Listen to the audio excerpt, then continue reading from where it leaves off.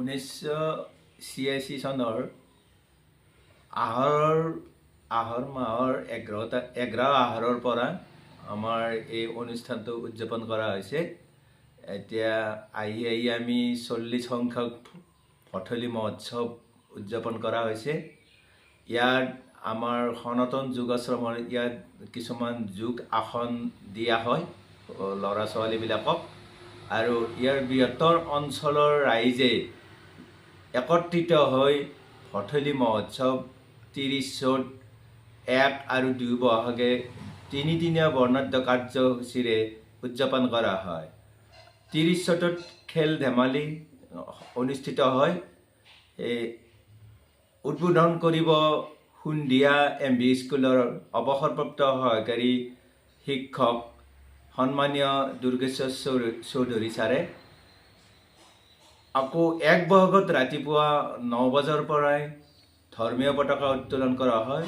উত্তোলন কৰিব উদযাপন সমিতিৰ সভাপতি সন্মানীয় জ্যোতিষ চন্দ্ৰ কলিতাদেৱে।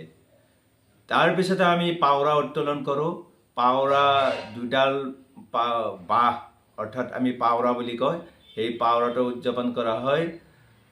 সদৌ অসম ছাত্ৰ সন্থাৰ উপসভাপতি সন্মানীয় ধৰ্মেশ্বৰ কলিতা দেৱ আৰু কিষাণ মৰ্চাৰ উৎপল কলিতা দেৱে আমাৰ পাওৰা উত্তোলন কৰিব। তাৰপিছতে আমাৰ স্মৃতি তৰ্পণ কৰিব বাৰগোপাল সনাতন যোগাশ্ৰমৰ স্থায়ী সভাপতি দেৱে। তাৰপিছত আমি ভগৱত শোভাযাত্ৰা উদযাপন কৰোঁ, আৰু ভগৱত শোভাযাত্ৰা উদ্বোধন কৰিব সদৌ অসম বিশ্ব হিন্দু পৰিষদৰ প্ৰাক্তন সভাপতি সন্মানীয় অৰুণ কলিতা দেৱে। তেখেত বিশিষ্ট ব্যৱসায়ী আৰু উদ্যোগিক, তেখেত বৰ্তমান গুৱাহাটী নিবাসী।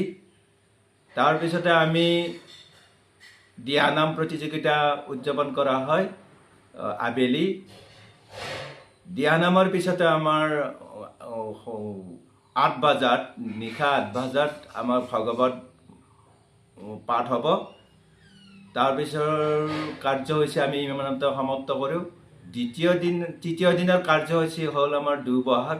2 বহাগত আইসকলৰ নাম প্ৰসংগ থাকিব 8 বজাত, আৰু 9:30 বজাত আমাৰ বৃক্ষৰোপণ কাৰ্যসূচী আছে। বৃক্ষৰোপণ কাৰ্যসূচীৰ পিছত আমি 11:30 বজাত আমাৰ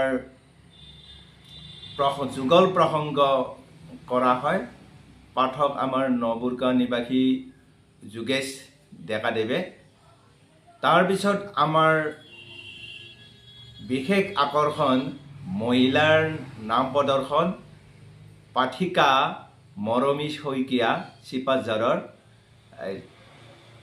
তাৰ শেষত নামৰ শেষত আমাৰ 3 দিনীয়া কাৰ্যসূচী সমাপ্ত হয়।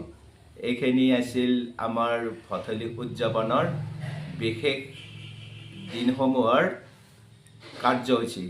এই ভঠেলি মহোৎসৱ উদযাপন কৰাৰ উদ্দেশ্য কি, বা কিয় ভঠেলি বুলি কয়? ভঠেলিৰ মহান উদ্দেশ্য হ'ল কৃষিৰ লগত জড়িত।